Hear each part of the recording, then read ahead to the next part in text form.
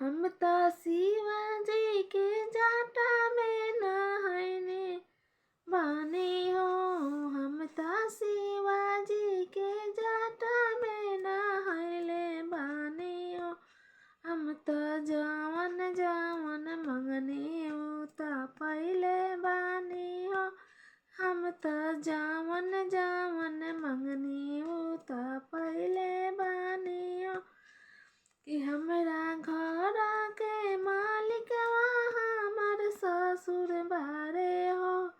हमरा घर के मालिक हमर ससुर बारे हो। हमरा दिलवा के मालिक हमर सैया बारे हो। हमरा दिलवा के मालिक हमर सैया बारे हो। हमरा घर के मालिक हमर ससुर बारे हो। हमरा घर के मालिक हमर ससुर बारे हो। हमरा दिल के मालिक हमर सैया बारे हो। हमर दिल के मालिक हमर सैया बा।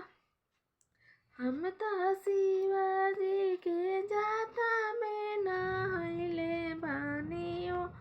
हम त शिवजी के जाटा में नहाइले बानी हो। हम त जवन